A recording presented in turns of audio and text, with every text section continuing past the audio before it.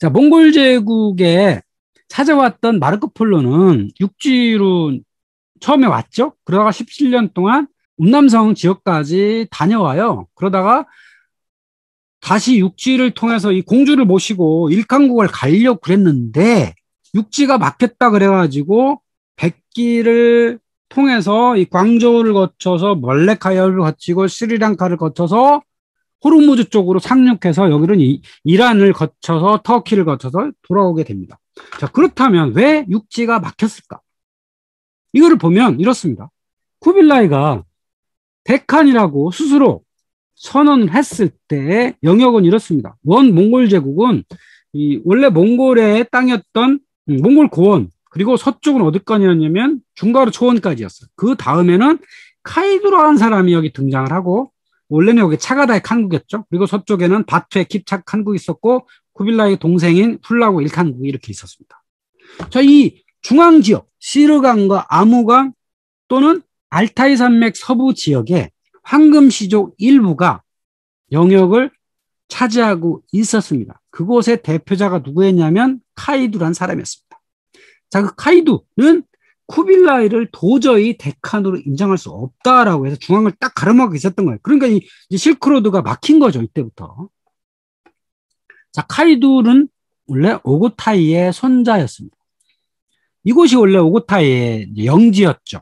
그러면서 오고타이의 후손들, 차가타이의 후손들이 이 지역에 있었는데 여기서 자신의 힘을 이렇게 키워가지고 특히 쿠빌라이를 데칸으로 인정하지 않는 여러 황금시족 사람들을 이제 구슬려가지고 강력한 수장으로 등장을 하게 됩니다. 그래서 이 카이두가 이쪽을 차지하고 있을 시절에는 실크로드를 이제 어쨌든 이 데칸으로 쿠빌라이 인정받지 못했고 실크로드가 막혀 있었던 이런 시기라고 이제 할 수 있겠죠.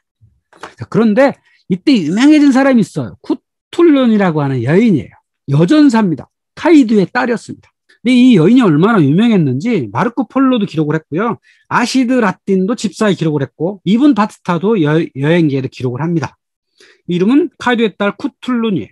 여인인데 엄청나게 뛰어난 무사였다고 하는 겁니다. 뛰어난 궁사였고 특히 재밌는 건 씨름꾼이기도 했다는 겁니다. 몽골 씨름에 아주 대단한 능력을 갖고 있었다 그래요. 그러니까 이 몽골족 내에서 전사들은 꽤 많았어요. 근데 주로 궁사였죠.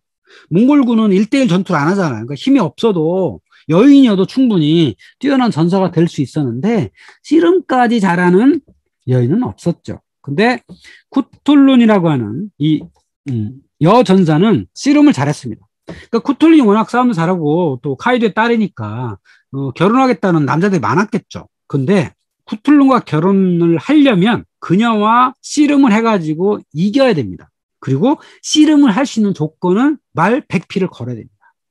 그러니까 당연히 싸움에 지면 말 100피를 뺏기는 거죠. 그래가지고 여러 남자들이 도전을 했어요. 근데 그때마다 쿠툴룬이 승리를 합니다. 덕분에 쿠툴룬은 수만 마리의 말을 소유하게 되었다는 거죠. 근데 문제는 이렇게 남자들을 계속 이기니까 시집을 못 가잖아요. 뭐 시집을 꼭 가야 되는 건 아닌데 어쨌든 남편이 있어야 될 거 아니에요. 그래서 이제 남편을 좀 구해야 되겠다. 아버지 카이두도 생각이 그렇고, 자, 그러면, 자, 괜찮은 남자를 골라가지고 그 남자한테 좀 져주자. 이런 생각이 당연히 있을 수 있죠. 그래서 어느 날 아주 젊고 잘생기고 부자고 능력 있는 남자가 찾아왔어요. 말 1000피를 걸고 내가 쿠툴룬과 씨름을 해보겠다. 라고 찾아오니까, 저 남자 괜찮다. 그러니까, 이제, 그 아버지 카이두하고 그 어머니가 이 쿠툴룬한테 얘기를 합니다. 야, 저 남자한테 좀 져주라. 그래서 네가 씨름을 좀 가자라고 꼬셨어요. 그랬더니 쿠툴룬 뭐 좋습니다. 내가 져드리겠습니다라고 얘기를 했는데 막상 싸움에 붙으니까 이게 잘 안 된 거죠. 결국은 쿠툴룬이 또 이겼어요. 그러니까 이 남자는 당연히 말 1000피를 뺏기고 사라져버렸죠. 그러니까 도저히 이제 씨름으로는 남편을 구할 수 없다. 그래서 결국은 쿠툴룬은 쿠룰라스 일족의 아부타쿠를 남편감으로 골라가지고 결혼을 했다고 합니다. 그리고 아주 대단한 활약을 했다 그러죠. 그것이 이제 기록으로 많이 남아가지고 주로 페르시아 지역에 아주 유명한 여인이 되었던 거고요. 자, 20세기 초반에 역사학자로 유명한 분이 르네 그루세거든요. 유라시아 유목 제국사를 쓴 분인데 이분이 이렇게 평가를 한 거야. 그녀는 마지막 몽골이다운 몽골인이다. 진정한 몽골인이었다라고 이제 평가를 했던 거고요. 푸치니의 오페라 투란도트에 나오는 투란도트 공주의 전설 이에도 작품의 모델이 되었다. 워낙 좀 독특한 여인이니까 그렇죠. 북위의 여인이었던 물란이 여인의 몸으로 전쟁에 참가해가지고 아주 유명해진 것처럼 이 몽골 전사, 여전사로서 아주 씨름에 탁월한 능력을 가졌던 후툴룬이 좀 색다른 사람으로 기록에 남게 된 거죠. 자, 칭기스칸과 좀 비교할 만한 인물이 있어요. 티무르라고 하는 사람인데 오늘날 우즈베키스탄의 아주 대표 인물이라고 할 수 있죠. 이 사람도 이 칭기스칸과 비슷하게 산적 출신이었는데 대제국을 일으켜요. 이 사람은 원래 그 황금시족의 이런 부계로 일원은 아니고 뭐 외가 쪽으로 연결된다.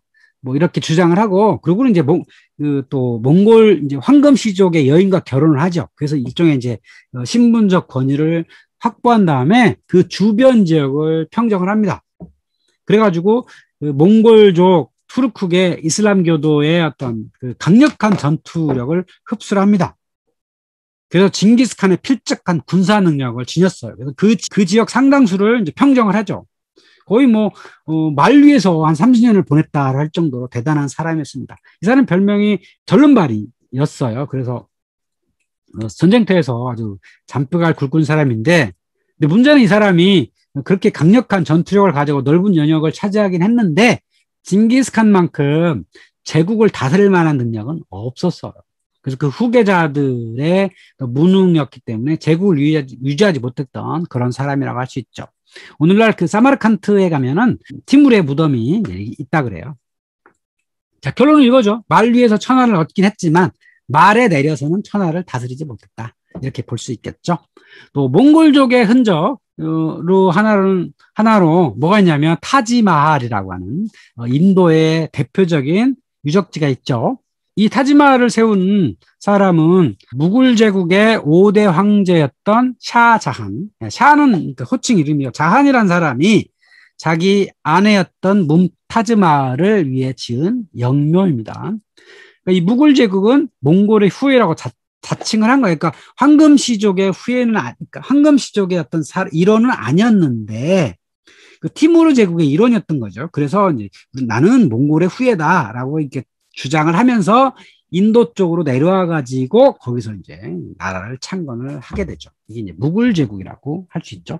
이 무굴 제국을 멸망을 시킨 게 누구냐면 영국의 빅토리아 여왕이 있어요. 그래서 이 무굴 제국의 이 제국의 어떤 황관을 영국 여왕이 가져갑니다.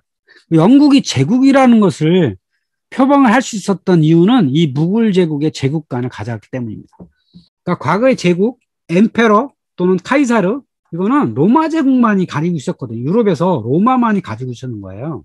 그러니까 로마의 신성로마 제국만 제국의 황제였고, 또 동로마 제국의 그 카이사르 짜르는 러시아가 가져갔거든요. 그러니까 신성로마 제국은 나폴레옹 시절에 없어져 버렸고, 동로마 제국의 그 짜르는 러시아로 갔거든요. 그러니까 영국은 짜르도 아니기 때문에 제국을 표방할 자격이 없었어요. 근데 이 티무르의 후예였던 몽골 제국, 이 몽골 제국의 이야기를 무굴 제국 가져가고 그 무굴 제국을 영국이 차지함으로써 영국은 제국이라 표방을 했다.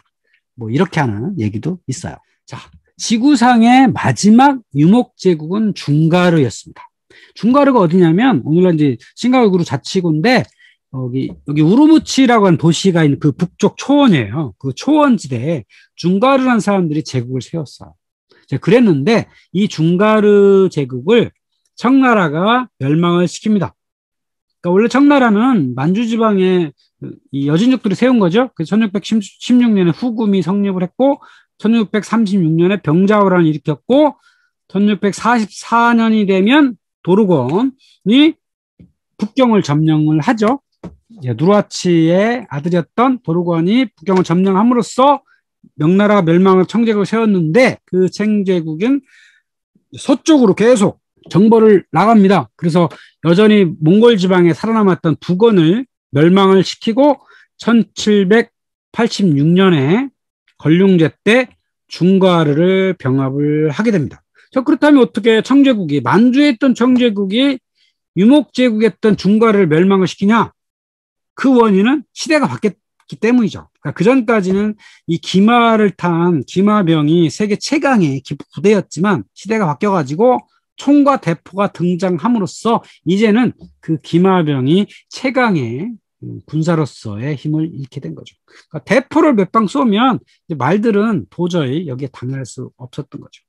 시대가 변함으로써 유목이라고 하는 제국은 역사상 가장 강력한 군사력을 지녔지만 18세기 후반에 이르러서 신무기가 등장함으로써 그들의 강점을 사라지게 만들었다고 하는 겁니다. 자, 유목과 몽골 제국의 최종 결론을 내려보면 이렇습니다. 자, 유목민영 리더, 유목제국 리더들이 많이 있었죠. 그들이 말을 위해서 천하를 가진 사람들이 아주 많이 있었습니다. 하지만 징기스칸처럼 말에 내려서도 제국을 길게 이어갔던 사람들이 드물었죠.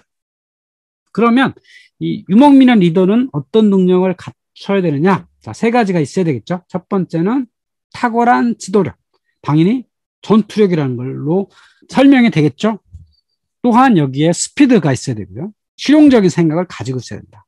그렇게 해서 제국을 만들었어요. 그 다음 뭘 해죠? 끊임없이 혁신을 해야 되겠죠. 새로운 무기를 만들고 또 새로운 제도를 만들고 새로운 사상을 도입하고 변화를 통해서 더 나은 시대를 만들어야 된다는 것. 이렇게 쭉 이어갈 수 있어야 리더로서의 자격이 있다고 볼 수 있겠죠. 그래서 정리해보면 이렇습니다. 말 위에서 천하를 얻는 능력도 있어야 되지만 말에서 내려 다스릴 수 있는 능력도 함께 있어야 한다는 것. 이것이 유목제국을 바라보는 결론이라 할 수 있겠습니다. 자, 여기까지 하겠습니다.